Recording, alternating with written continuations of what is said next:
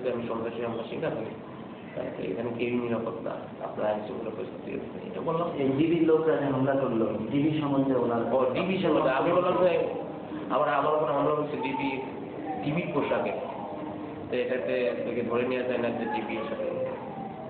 তাই উনি বলছে বিষয়টা মানে পরিকল্পিত হোক আর মানে যেভাবেই হোক এটা খোঁজ, এটার ব্যাপারে তদন্ত চলতেছে, খুব শীঘ্রই এদেরকে অ্যারেস্ট করা হবে আর অ্যারেস্টের জন্য চেষ্টা ভাবনা চলতেছে। পুলিশ থেকে আসতেছে আর এই খরচটা এখন পর্যন্ত আমার অফিস আমাকে খরচ বের করতেছে।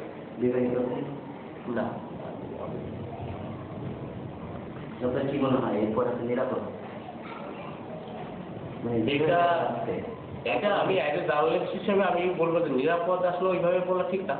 আসলে মানে কেউই আসলে কখন কে কোন সিচুয়েশনে পড়বে, কে এই অবস্থায় পড়বে, কারণ আইন শৃঙ্খলা পরিস্থিতি কখনো ভালো কখনো খারাপ, এই ভালো এই মন্দ।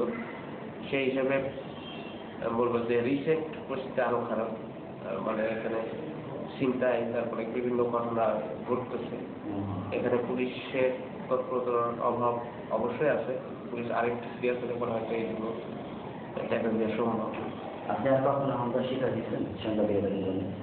আমি কখনো হামলা শিকার হয়ে যাই, তবে নিউজের কারণে বিভিন্ন সময় বিভিন্ন রকম মোবাইলে অনেক রকম অনেক কথা। স্পেসিফিক বলেন কখন কখন মুভি দেখছেন? এই স্পেসিফিক এই টাইমটা আসলে আমি বলতে পারবো না, কারণ আমি তো কখনো জঙ্গি নিউজের কারণে হচ্ছি, কখনো সন্ত্রাসীদের। কোন জঙ্গি নিউজ মনে আছে? তাই না, এই আপনার 2000 বিশেষ করে এখনো জঙ্গি শুরু থেকে এখনো জঙ্গি নিয়ে তো আমি অনেক নিউজই করছি আসলে 2005 থেকে 4 থেকে। কোন কোন ইস্যুতে জঙ্গি নিয়ে নিউজ করছি? জঙ্গি নিয়ে নিউজ করছি, জঙ্গিদের বিশেষ করে জঙ্গিদের ঘাঁটি কোথায়, তারপরে জঙ্গিরা মানে জঙ্গিদের আর্মস রিলেটেড জঙ্গিদের অবস্থান, জঙ্গিদের কার্যকলাপ কখন কোথায় কি করতেছে, অ্যাক্টিভিটি, মানে জঙ্গি রিলেটেড যে ঘটনাগুলো তো অনেক নিউজ করছে। আপনি কি কোনো নিউজ করছেন মানে মামলা বা কোনো এই ঘটনায় আমি একটা মামলা করছি। কোথায়? কোন শিল্পগঞ্জ থানায়। কত তারিখে? এই মামলাটা হয়েছে আপনার তারিখটা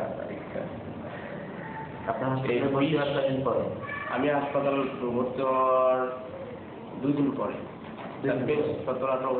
20 তারিখে মামলাটা। 20 তারিখে কারণ কপি আসবে সাথে মামলাটা আমি তো আসলে এটা অফিস থেকেই করছি সবকিছু, আমি এখান থেকে আর কি জাস্ট সিগনেচার করছি। অফিসের আমার তো অফিসে পাঁচ ভাই আছে, আমার ক্রাইসি আর আরো আছে সিনিয়র তুষার ভাই আছে, তোমার গেছে। আমি নিজেও এখানে মামলায় ওখান থেকে দারোগা আসছিল মনি, উনি এসে মামলা কে আসছে? এসে মনি, উনি ওই শিল্পগঞ্জ থানার দারোগা।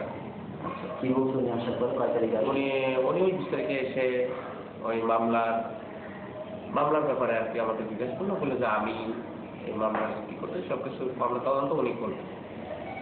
ওই এজার কপিটা নিয়ে আমি লিখলাম সবকিছু লেখাটার পরে আমি ওটা আমাকে শোনানোর পরে আমি সিগনেচারটা হাতে গেছি। মামলাটা আমি করছি আর কি। আপনার সামনে যদি ওই দিন ডিউটিতে যারা ডিউটি করছে পুরো অঞ্চল ঢাকা অঞ্চলে সবাই যদি সামনে আনা হয়, এখান থেকে আপনি চিনতে পারবেন যারা আপনাকে মারবে? 6 জনের একজন কিন্তু চিনবেন মনে হয়?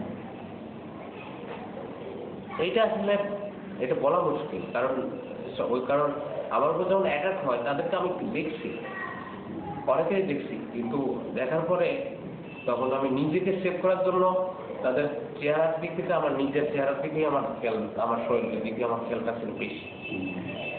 সেই হিসেবে তখন বিভিন্ন সাইড থেকে আমাকে ধাক্কা নড়াচড়ি করতে হচ্ছে, তাদের চেহারাটা ওইভাবে আমি করতে পারবো না। তবে অবশ্যই অ্যারেস্ট হলে পরে তো চেনা যায়, কিছু না কিছু বলা যায় আর মানে চিনতে পারবেন, অন্তত ক্ষেত্রে একজন করে চিনতে পারবেন, চেনা যায়। আচ্ছা, থ্যাংক ইউ।